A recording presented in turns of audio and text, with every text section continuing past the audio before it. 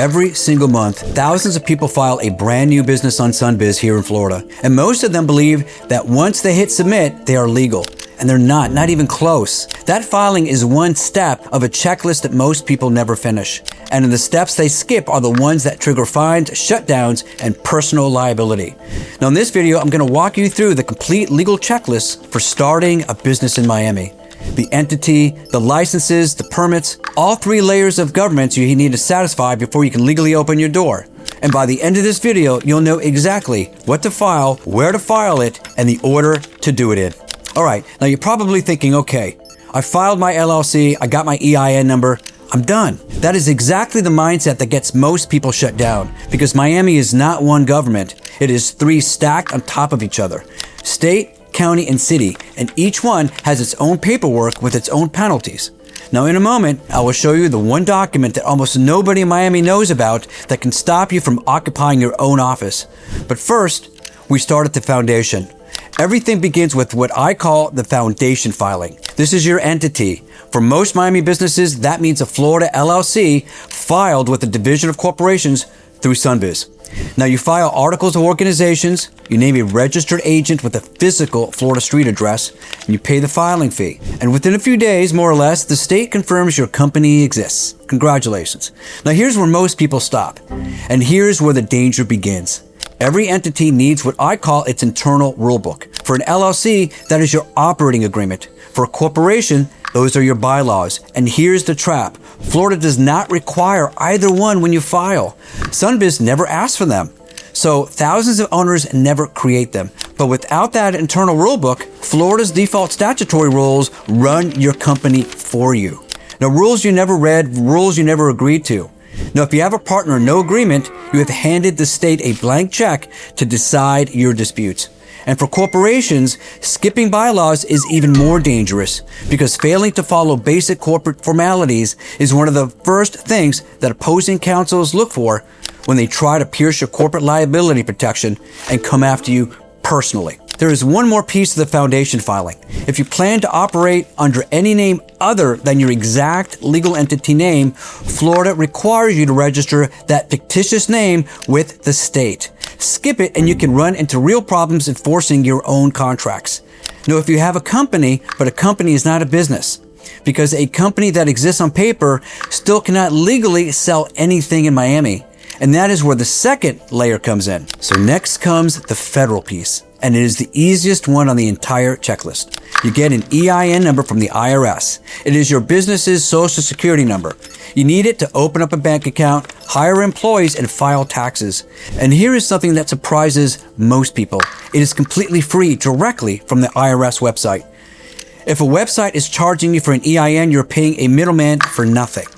Now, we move to the state of Florida. This is the state layer, and this is where the checklist splits in two directions. Direction one is taxes. Now, if your business sells taxable goods or services, you must register with the Florida Department of Revenue before you make your first sale. Yes, Florida has no personal state income tax, but sales tax is a different animal entirely, and collecting it without being registered is a serious problem. Direction two is your profession. Florida regulates dozens of industries through the Department of Business and Professional Regulations. Think restaurants, contractors, real estate, cosmetology, alcohol. If your industry is regulated, you need that state license before you operate, not after. Operating without it is not a paperwork issue.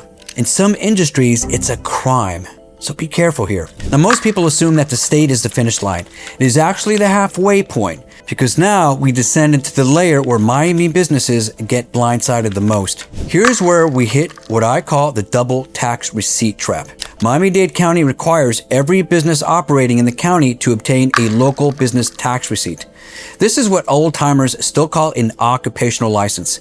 You're probably thinking, well, one more form, one more fee. But here's the part that catches almost everyone off guard. If your business sits inside the city of Miami limits, or Miami Beach, or Coral Gables, or Hialeah, the county receipt is not enough. You also need a separate business tax receipt from your city. Two governments, two receipts, 2 renewals every single year. And it gets worse because the city of Miami will even issue that receipt for a physical location.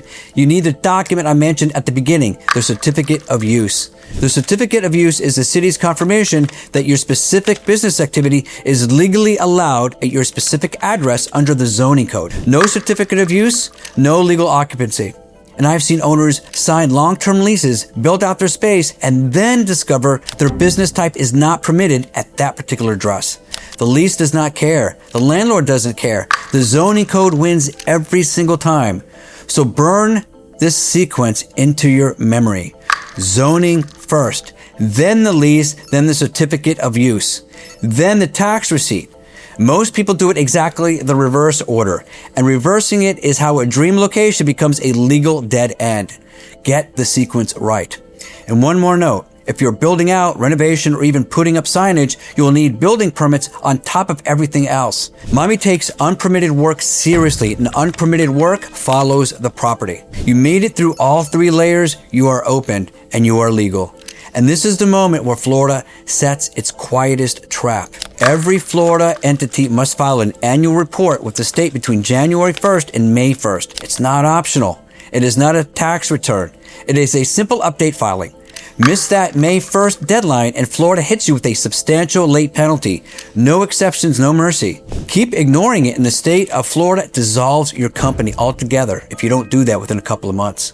Your LLC simply stops existing and the liability protection you built this entire structure for evaporates without it. Your business tax receipts also renew annually. Your professional licenses have their own recycle license. The checklist is not something you complete once. It is something you maintain year after year. The owners who treat compliance as an annual calendar item stay protected. The owners who treat it as a one-time event end up in my office. So here's your complete Miami legal checklist, top to bottom. File your entity on Sunbiz and sign your internal rulebook. That's an operating agreement for an LLC or bylaws for a corporation. Register your fictitious name if you're using one, and get your free EIN from the IRS. Register with the Department of Revenue if you sell anything taxable, and secure your state professional license if your industry is regulated. Verify zoning before you sign a lease. Get your certificate of use. Get your county business tax receipt. Get your city business tax receipt, and pull permits of any build out. And file that annual report every single year before May 1st. 11 steps, 3 layers of government, 1 legal business. Now, most people never see this full picture until something goes wrong. Now you have seen it before you spend a dime. Now that is the entire advantage of this video. Now, if this video helped you, hit that like button and subscribe for more videos on protecting your Florida business. I'm Santiago Cueto, your Florida business attorney. Be sure to watch more of my videos right here.